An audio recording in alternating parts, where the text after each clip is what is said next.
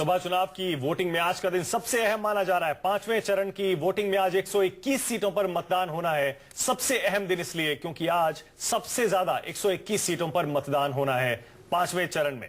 9 चरणों का टोटल ये चुनाव है, जिनमें से 5वां चरण आज है, यानी कि मान लीजिए बिल्कुल बीच रास्ते पहुंच गया है हमारा ये लोकसभा चुनाव। सुबह सुबह 121 सीटों पर वोटिंग के लिए वोटरों में तो जोश दिख ही रहा है, साथ ही देखिए दिग्गज भी सुबह सुबह अपने घरों से निकले हैं अपना अपना वोट डालने के लिए। सुशील शिंदे वोट डाल चुके हैं, शरद पवार की बेटी प्रिया सुले अपना वोट डाल चुकी हैं, कर्नाटक में पूर्व मुख्यमंत्री येदियुरप्पा, और वहीं बिहार में ये देखिए पाटलिपुत्र में मीसा और रामकृपाल। मीसा भारती लालू यादव की बेटी और रामकृपाल यादव जो लालू के राइट हैंड होते थे, अब मोदी का नाम लेकर पाटलिपुत्र में वोट मांग रहे हैं।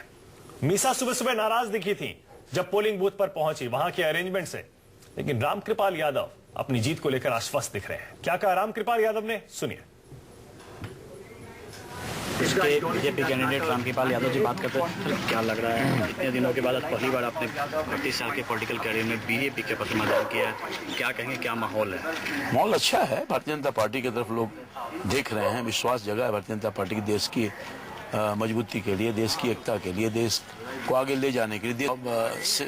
की अवधारणा तो सामाजिक न्याय की अवधारणा से लोग मूल रूप से भटक के, बहुत सारी पार्टियां, सामाजिक न्याय के साथ आर्थिक न्याय भी होनी चाहिए, और लगता है कि भारतीय जनता पार्टी जो सामाजिक न्याय के प्रहरी के रूप में नरेंद्र भाई मोदी जी हैं, साथ आर्थिक न्याय भी कर रहे हैं, इसलिए उनके प्रति आकर्षण लोगों का बढ़ा है और भारतीय जनता पार्टी को लोग वोट कर रहे हैं। पाटलिपुत्र बड़ा दिलचस्प मुकाबला है, चाचा और भतीजे के बीच मुकाबला है, क्या लगता है लोगों के बीच में आप रहे, क्या जनता ने तय कर लिया है? उनका आशीर्वाद, सभी जाति, सभी धर्म, सभी वर्ग के लोगों ने अपना आशीर्वाद मुझे दिया है, और शाम के बाद पता चलेगा, वैसे तो काउंटिंग के बाद ही पता चलेगा, पर मुझे भरोसा है कि जिस तरह से लगातार आशीर्वाद मुझे मिला है, जीत सुनिश्चित होगी। आप जेडीयू को कहाँ मानते हैं, और लालू प्रसाद के माय समीकरण का क्या होगा, आपको क्या लगता है? सारा समीकरण ध्वस्त हो गया है। कोई नहीं अब लोग विकास चाहता है, रोजी रोजगार चाहता है, पेट की भूख,